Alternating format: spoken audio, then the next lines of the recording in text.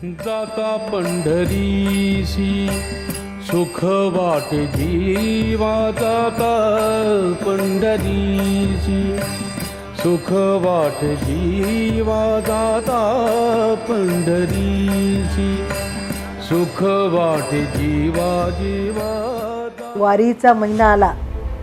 मी जी टॉकीजवर पाहत होते नेहमी की वारीमध्ये किती आनंद आहे आणि हे कल्पनाच करायची की आपल्याला कधी जायला भेटल वारीला.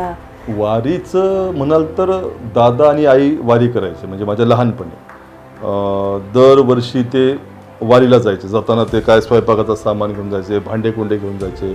शारदा मामी, सुमनताई, मला वाटते सविता वहिनी होत्या, कधी बाई आत्या होती, म्हणजे माहीत नाही, पण दादा आई आणि हे असे सगळे जमावडा तेव्हा जायचा. आणि मग महिनाभर वगैरे ते लागायचे, काहीतरी 20-22 दिवस लागायचे, मग ते परत यायचे. पण ते पहिले 5-7 दिवस आई दादा वारीला गेले म्हणून आमचे जायचे समजा, पण पुढचे 7-8 दिवस मात्र खूप कठीण जायचे की दादा आई दादा कधी येतात, आता कधी वारी संपते, कधी एकादशी होते. हे सगळं आमच्या आयुष्यातली वारी आत्ता मागच्या वर्षी 2025ला सहज, म्हणजे आता अश्विनीचा आग्रह मागच्या 2-4 वर्षापासून चालूच होता की आपण वारीला जाऊत. अरे वारीला जायचं म्हणजे सुट्ट्याचं नियोजन करणं आलं, प्रवासाचं नियोजन करणं आलं, आपल्याला माहीत नाही त्याची माहिती घेणं आलं. पण ते दरवर्षी काही ना काही अडचणी येत गेल्या आणि आमची काही वारी होत नव्हती.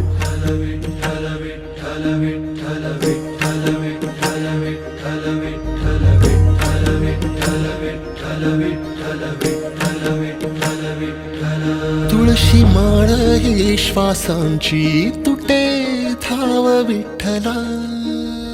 मागच्या वर्षी मात्र मी म्हणलं आपण जाऊया चला, म्हणजे एक दिवस ही सुरुवात कुठेतरी करायला पाहिजे आणि म्हणून मी ती सुरुवात केली. म्हणलं तरच आपण जाऊ. वारी 19ला निघणार, म्हणजे दिंडी 19ला प्रस्थान होणार माऊलींचं, आणि 17 तारखेला रात्री आमचं ठरलं की आपल्याला वारीला जायचं. मग मी काय चतुर्थीची पूजा करत होतो, लगेच पूजा झाली, जेवण झालं, वर्कशॉपच्या पॉईंटला गेलो, ट्रॅव्हल्सची 2 तिकीटं काढली, वापस आलो. दुसऱ्या दिवशी सकाळी काय आवरावरी केली, रात्री गाडीमध्ये बसलो, सकाळी पुण्याला पूर्वाकडे गेलो, सगळं सामान बिमान एकदा सगळं रिसेट केलं, लगेच आळंदीला गेलो. आळंदीला ते 2-4 किलोमीटर अलीकडे त्या सिटी बसनं सोडलं आम्हाला. मग सगळ्यांना फोनाफोनी झाली. तिथं कळलं की मोठे काका आळंदीमध्ये आहेत. अरे क्या बात आहे म्हणलं. मग ते काहीतरी आराधना मंगल कार्यालय असं काहीतरी होतं. मग काकांनी पत्ता सांगितला. आम्ही आता कुठं आहे की आराधना मंगल कार्यालय, कोणाला माहिती आळंदी. आम्ही पायी जाता आता आराधना मंगल कार्यालय. म्हटलं अरे इथंच काका आहेत.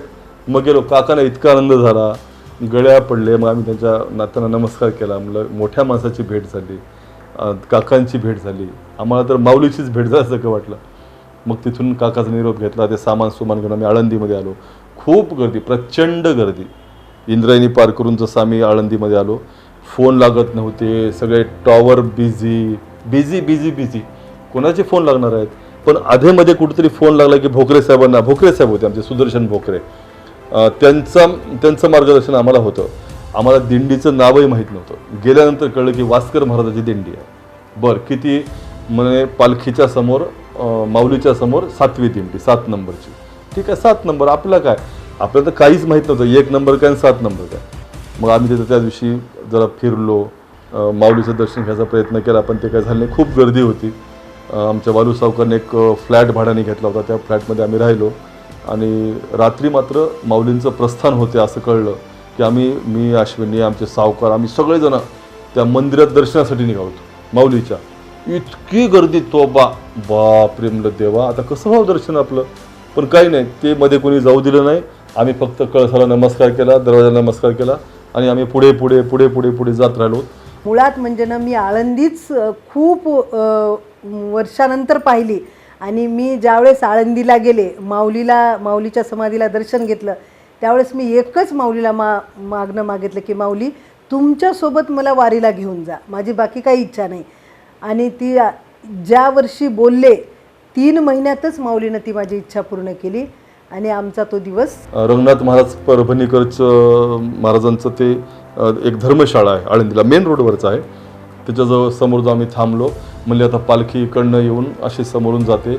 त्या दिवशी काहीतरी उशिरा निघणार होती का काहीतरी नियोजनामध्ये गडबड होती माहीत नाही, पण त्या दिवशी आमचं काही दर्शन व्हायचा योग मला वाटलाच नाही. समजा रात्री 12 वाजून गेले. पालखी काय येतच नव्हती. आम्ही शेवटी वाट पाहून रूमवर आलो, आराम केला. सकाळी 3:30ला उठलो, आंघोळी केल्या आणि लगेच मग 4 वाजता त्या दिंडीसोबत आम्ही निघालो. माऊलींचं प्रस्थान सकाळी 6 वाजता आळंदीहून होते म्हणे, पण त्यांची स्पीड, आमची स्पीड, आमच्यासोबत काही पेशंट होते, कोणाला चालायचा प्रॉब्लेम होता. म्हटलं तर चला आपण आपलं कुणबा करून चालूया. मग इंद्रायणीचं दर्शन घेतलं आणि आम्ही मग लागलो पुण्याच्या मार्गावर. आता काय सगळा जल्लोष महाराज, रामकृष्ण हरी, रामकृष्ण हरी, माऊली इकडं सरका, माऊली तिकडं सरका, माऊली चहा घ्या, माऊली फराळ घ्या, माऊली माऊली माऊली माऊली, सगळेच माऊली, ज्ञानेश्वर माऊली. कमाल आहे. पण म्हणजे खरंच देवाचीच लीला. इतके सगळे लोक एका तालासुरात, ज्ञानोबा माऊली तुकाराम, माऊली माऊली तुकाराम, ज्ञानोबा माऊली माऊली तुकाराम, ज्ञानोबा माऊली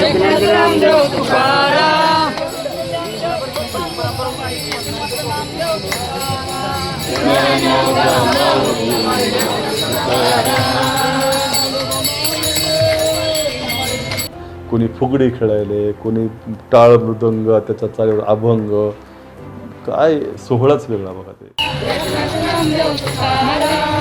ज्ञानोबा माऊली माऊली तुकाराम,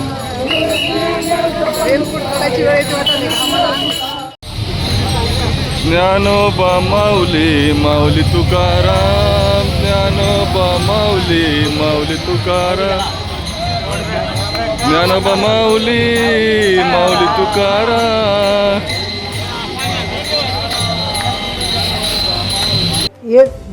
एक जथ्था गेला टाळकऱ्यांचा की लगेच त्याच्या मागं दुसरा. म्हणजे आपण चालायलोत हे आपल्या सुद्धा लक्षात येत नाही की आपल्याला हे चालायचं आहे किंवा आपल्याला कुठं जायचं आहे हे सुद्धा आमच्या लक्षात नाही. प्रत्येक बँड वाजत, कोणाचे ते ताशा असते कोणाच्या ह्याच्यामध्ये.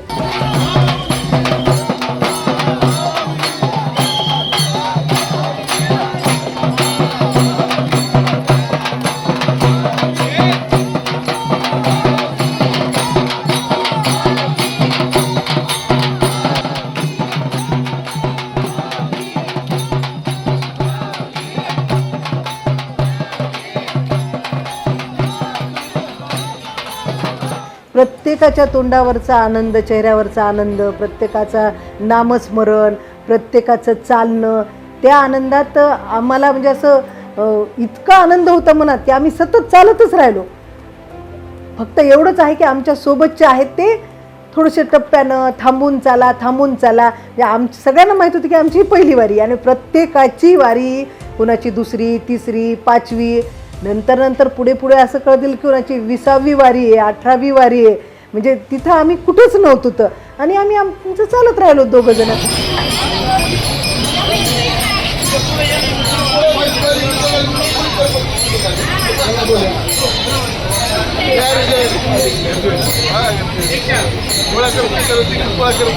सगळ्यांना असं वाटलं की यांचा पहिला दिवस आहे, यांना माहीत नाही की किती चालायचे, म्हणून हे स्पीडनं चालायलेत असं सगळ्या बरोबरच्यांना वाटलं. आत्ताच एवढं भरभरं चालू नका, अजून खूप चालायचं आहे तुम्हाला असं म्हणत मग आम्हाला कळालं. समजा मग आम्ही त्यांची स्पीड कमी केली. आम्हाला दुपारी 2-1-1:30च्या सुमारास कुठेतरी एक मुक्कामाची जागा आम्हाला सांगितली, जेवायची जागा. आम्ही तिथं गेलो, तिथं जेवण केलं त्यांच्या घरी. ते तिकडे प्रथा आहे की ते ठराविक दिंडीला काही लोक त्या गावातले जेवण देतात, कोणी नाश्ता देतात वगैरे. त्या जेवणाचं होतं. थोडा आराम केला आणि आम्ही परत पुण्याच्या दिशेने निघालो. खरं तर हा सगळ्यात मोठा टप्पा आहे आळंदी ते पुणे.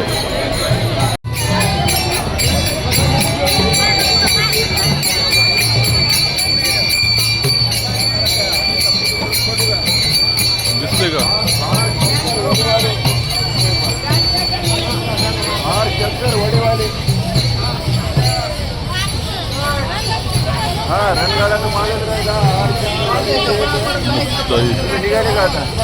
आणि खूप अवघड आहे चालणं, पण आमच्यामध्ये इतकी ऊर्जा होती, इतका उत्साह होता की आम्ही ते एरीच चालून काढलं. अंतर पुणे चाल, संगमवाडी ते नाही का आपल्या ट्रॅव्हल्स वगैरे थांबतात, स्टँड आहे संगमवाडीचं, ते आम्ही पाहिलं जाताना, अरे म्हणलं ही संगमवाडी आहेत ना.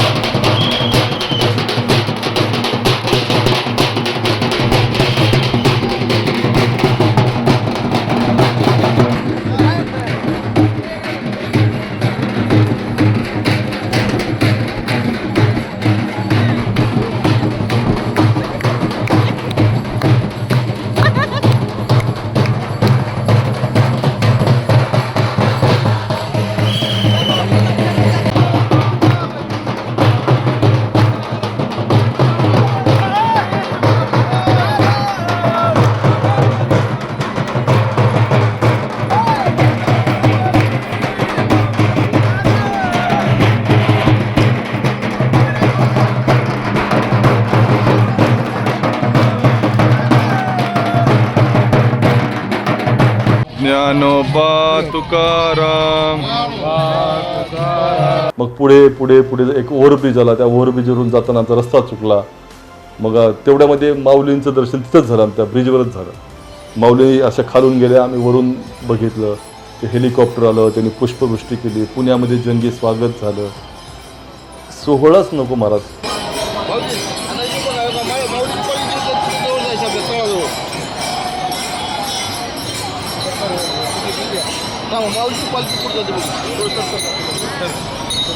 तिथून आम्ही भवानी पेठेमध्ये गेलो, तिथं आम्हाला जागा दिली होती मुक्कामाची.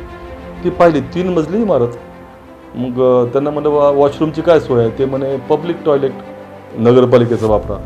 अरे बापरे, म्हणलं काय अवघड परिस्थिती आहे. म्हणलं सगळा दिवस चांगला गेला, म्हणलं माऊली तर हे फार अवघड आहे. तेवढ्यामध्ये आमचे बालाजी कुटुरवार सावकार म्हणे माझी इथे मुलगी असते महाराज, मी मुलीकडे चाललो म्हणे, मी आमची अनिताबाईंना आम्ही दोघं जाता म्हणे. मी म्हणलं हो का? मग ते रमेश सावकर म्हणले आमची बी मुलगी आहे म्हणले, आम्ही बी त्याच्याकडे जाता म्हणले मुलीकडे. मग त्यांनी कटले, बालाजी कुटुरवार सावकार कटले. मग आमच्यासोबत हे होते शंकर पाटील नंदगावकर, ते म्हणले आमचे पाहुणे आहेत म्हणले हडपसरला, तर आम्ही तिकडे जाता म्हणले मुक्कामाला. अरे मग थांबणार कोण आहे म्हणलं, इथे माझी मुलगी आहे म्हणलं हडपसरला, मी पण जातो म्हणलं. मग ते आमचा ज्ञाना होता, त्याला म्हणलं कसं रे, चल आमच्यासोबत म्हणलं. मग मी, ज्ञाना, अश्विनी, आम्ही सगळे, शंकर पाटील, अनिताबाई त्यांची मिसेस, आम्ही सगळे 5 जण स्वारगेटला गेलो. स्वारगेटवरून बस बदलली, मग तिथून हडपसरला गेलो, हडपसरवरून बस बदलली, शेवाळवाडीला गेलो.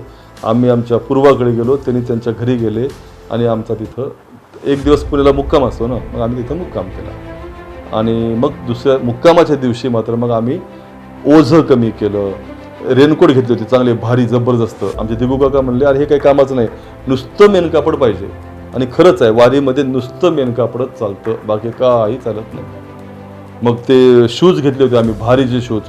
कशाचे शूज महाराज, नुसती गरमी होऊ लागली, पाय सुजून गेले, चिखल्यात झाल्या त्याच्यामध्ये पाण्यानं त्या. मग आम्ही ते ओपन सँडल घेतल्या, मेन्स सँडल घेतल्या. त्याच्यामुळं त्या दिवशी सगळी तयारी केली, ओझं कमी केलं. आणि मग परत आम्हाला उद्या म्हणजे 21 तारखेला सकाळी पुन्हा त्या दिंडीसोबत पंढरपूरकडे मार्गस्थ व्हायचं होतं. तर आपण आता उद्या भेटूया.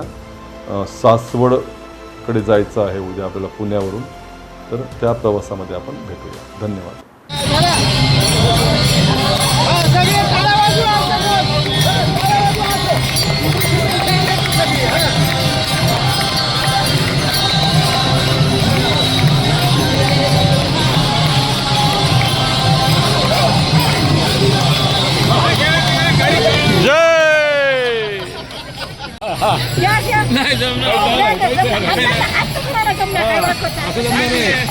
येस.